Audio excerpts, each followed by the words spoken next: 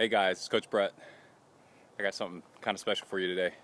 I'm here with what might be one of the best running buddies out there, and it's the dog.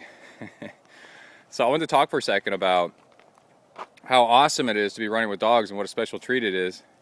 This is Roxy. She's a greyhound, and those of you that are already running with a dog have probably running with a dog a lot already understand what I'm going to say, but it is a true honor to run with an animal that is so instinctual and just loves to run so much, and it can end up being your best running buddy.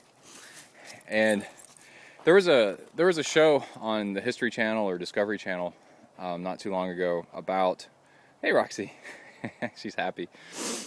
Look at those big ears. And about the dog and how man wouldn't be where we are today without dogs. And they were trying to figure out what was the switch that turned wolves into some wolves into being ferocious, and into some of them coming up to you with a smile on their face and a waggy tail, and how we domesticated them and all the tools we use them for today that you don't even think about. And what's so cool about a dog running is studies show, we're out here, I took her out into the woods a little bit, just let her sniff around. Studies show that people who have dogs, a running dog, end up running more. And it's because you wake up in the morning, the dog gets in the habit of running with you, and then the dog wants to keep running and kind of guilts you into running. And then the dog and you like to go around and kind of patrol the area, and we won't get that on film, but like to kind of patrol the area and check things out and sniff things out. And yeah, you start skipping a few days of running, you can kind of see it. You could definitely see it in your dog. And I've had 3 different dogs, golden retriever mix, a Dalmatian mix. Dalmatians are insane runners. They're bred to run like 20 miles a day. And then this greyhound. And the coolest thing about running with dogs is if you run a lot with the same dog, they learn your behaviors and you learn theirs, and you end up running as a team. It's really cool. She knows that when I jerk on the leash a couple times like this, that it's time to go. She's not going to do it, but she's doing the sniffing. But if we're running down the street and then I give a little tug to the side, she knows to turn right. She does hand signals. I can move my hands left, right, and she obeys. And then another really cool thing is she remembers our popular running routes, and we'll get to a street corner where we always turn right, and she turns right. It's so awesome. So if you're looking for motivation to run and you have the capability to take care of a dog, you ought to get on the internet and Google what makes good running dogs. And dogs that are bred to run really far take a lot of commitment, because they want to run a lot. And if you don't run them a lot, like a border collie is a really good example. And a Dalmatian, if you don't run them a lot, well then they've got a lot of energy and they'll start tearing up your house. Greyhounds are interesting in that they can run 45 miles an hour.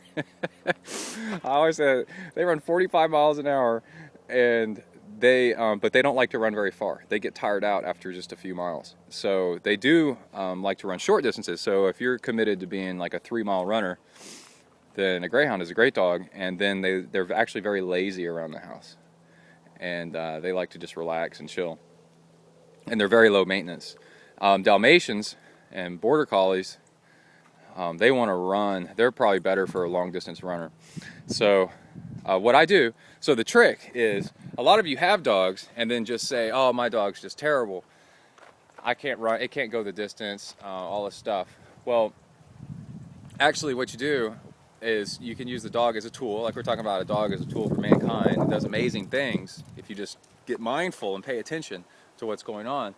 Your dog could be a tool to get you warmed up for running. So, like I said, she only likes to run about 3 miles, and I could tire her out running at a 8-minute mile after after half an hour, she's done. She doesn't want to. She can't go any further. They overheat. So, but what you can do is run away from your house a short distance with your dog, let it sniff the whole way, and then back to your house, and then drop the dog off. That's what I do. I drop her off, and I use her as a warm-up tool. So that's like a 9-10 minute mile, 11-minute mile, and it's fun, it's cool, and then I drop her off, and now I'm nice and warmed up, and then I go run. The more I train and the more I do triathlon stuff, and the older I get, the more I realize that we're severely limited in our lives. We limit ourselves by concepts of thinking that there's only, this narrow range way, this narrow view of doing things. Like if I'm going to go run for an hour, I have to run until I can't run anymore, and then I fail, and then I have to walk. No, you can walk. You can mix walking in with your running. It's not a problem at all, and you can start it early. And people are like, really? I can do that? Well, that's not running then? Of course it's running. You're moving forward, and in the end, you probably go faster anyway than if you didn't. So with your dog, you don't have to take your dog the entire way on your run. You can take your dog part of the way, come back, you get hot, drop off some of your clothes as you heat up. It's really, man, once you start kind of viewing it that way, you're like, wow, it's actually a really cool advantage. So I love taking her running and going and exploring something new, and then bringing her back to the house. Then I'm nice and warmed up, and then I can go faster. It's pretty smart. Thanks, Roxy. You're the best. What do you think? You think? She's got a waggy tail. All right. I'm at 7 minutes. These dogs are awesome, man, as far as chasing things. Like, if the phone rings and you run for the phone, she'll take you down. They go, like I said, 45 miles an hour in 3 strides.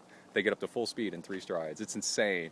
So we have a lot of fun in the backyard where I try to run away from her and let her try to chase me down. And I get about 10 feet, and then she's got me. So she gets all crazy. So are we talking about you? We talking about you? It's been a good life, huh? Yeah? You ready to start running again? Okay, let's go. You want to run?